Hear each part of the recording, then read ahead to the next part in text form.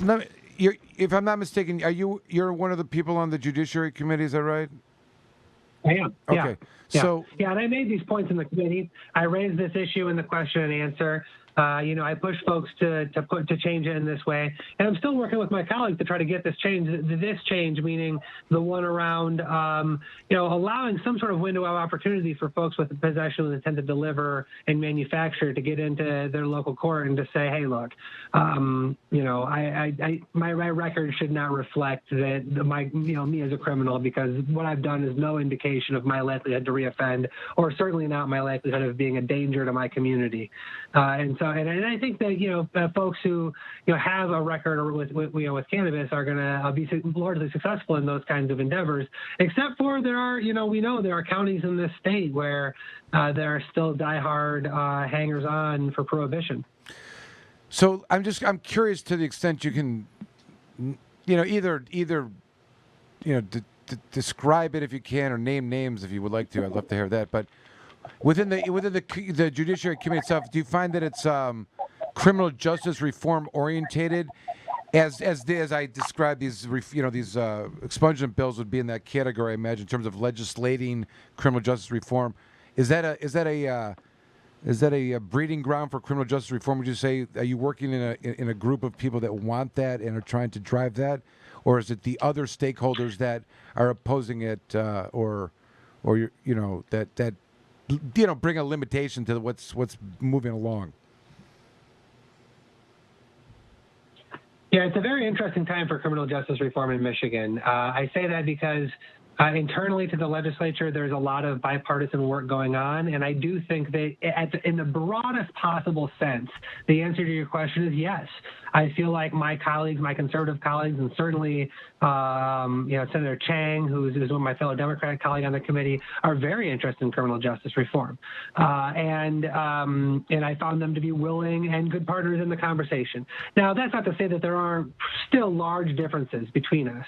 And I do think that, if the year were to end right now, I would not give us a great grade on criminal justice reform. We have gotten some good stuff done, but if we don't get this expungement piece done, this piece is huge.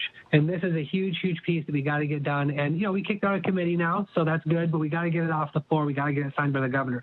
We did pass that raise the age package, which is something that had been lingering for a long time, was something where there had been a lot of bipartisan agreement bubbling up over the years. We were able to get that signed by the governor, so that was significant. But we've got some other stuff that's also on the doorstep that could get passed that would be huge, in my opinion. One, which I'm worried about, is bail reform. Bail reform is near and dear to my heart, and I want to end cash bail. That's the shorthand for what I want to do. You can see the legislation that we've introduced. There's bipartisan sponsors, and that needs to be done. Another one that I feel is that it's very possible is that there is legislation going to be introduced soon that is the output from the jail and pretrial task force that was recently led by the Supreme Court and the legislature and the governor's office all together. And there's a lot of input from outside groups in that, and they came up with a bunch of legislation. And the part of it that I'm most passionate about is relative to, whether the court's default posture is a warrant or a summons in a case of, like, say, a first-time failure to appear. What can we do to get the courts to not issue warrants when they could issue a summons, especially when the court could do what we know actually works better than just putting out warrants, which is to send the person a message, like, maybe actually try to send them an email, maybe send them a text, maybe give them a phone call, maybe do something besides, maybe drop one piece of mail to their last known address. That's just, it's not very, it's just not very hip. It's not very successful. And the court and the public would get more value for their dollar by not just dropping warrants like it's crazy. And so anyway, that's what we're trying to fix with that, at least with part of it. And there's a lot of good opportunity there. I would say that that's partially happening because there are members who are passionate about it on both sides.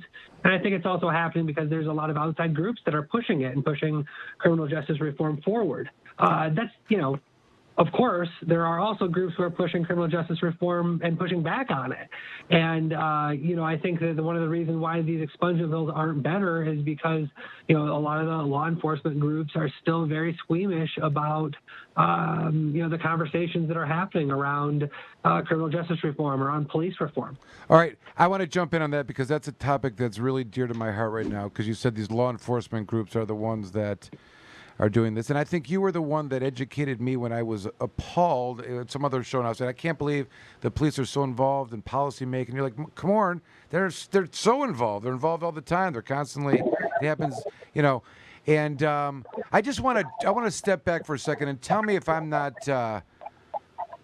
and I say this objectively. These are objective factors that are before us, and I know it's not going to gain any ground, and you may even agree with me, but I just want to tell me if I'm wrong here. The Leo groups we speak of that are opposing this are, they live in a world that they have absolutely no liability. If I was to pinpoint the reasons why there are people rioting in the streets, it's because the police have been getting away with some things, not all, some, but for a long time, and it continues on.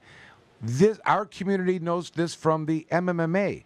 There was not clear guidelines, yet people were being taken into court to have that figured out. A lot of times they didn't like the law, they didn't vote for it, so they're not going to enforce it. If you knew the number of times I'd ask a police officer on the stand, have you ever read the Michigan Medical Marijuana Act? They'd say the whole thing, and I'd be, yeah, the law that my client is relying upon to get their relief. But with that said, we're in an era right now where these topics, I think many of which arise out of the war on drugs, are in the forefront, and they're being analyzed from, a perspective of racial inequality. But I think it, expands beyond that, of course, to the encompassing of the war on drugs and economic inequality and things to that effect as it expands into areas that are different populated by race and whatnot. But with all that being said, and this being the forefront, I can't help but notice that the law enforcement community of the state of Michigan is ignoring and refusing to enforce the Governor Whitmer's order. Can you explain to me how something like that can go on, how they expect to have any credibility or by her, and why then, in the midst of all this, would she then pass a law that allows them to test your spit on the road? Just try to make some sense of any of that for me. Yeah, I'm not sure if I can cover all that ground, but just try to give you a direct answer.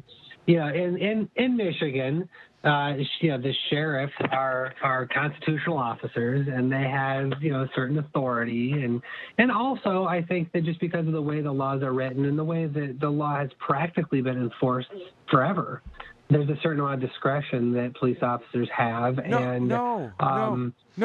At the end of the day, Wait. No? No, that is not true. If police officers have discretion to enforce the law, then that's the problem. That's the whole problem. Why we should expect the law to be enforced equally. The officers are following the order. We should expect the law to be enforced equally, but I'm not complaining when the officer who's speed trapping is going to let the people go by at 75 but not at 85. Right. And so that's the kind of thing I'm talking about. And I'm also not complaining if an officer catches, a teenager who breaks a window and they pull him aside and they say, hey, look, you're better than this. If I'm working this neighborhood, if I catch you again, it's going to be big trouble. I'm going to take you home to your parents. We're going to have a conversation and settle this without booking you. Honestly, they don't do that though. Handled that way sometimes. I don't think that's necessarily a bad thing. And we can get into whether that enters in opportunities for bias. It certainly does, but I'm not sure that we need them to be enforcing every sharp corner of the law.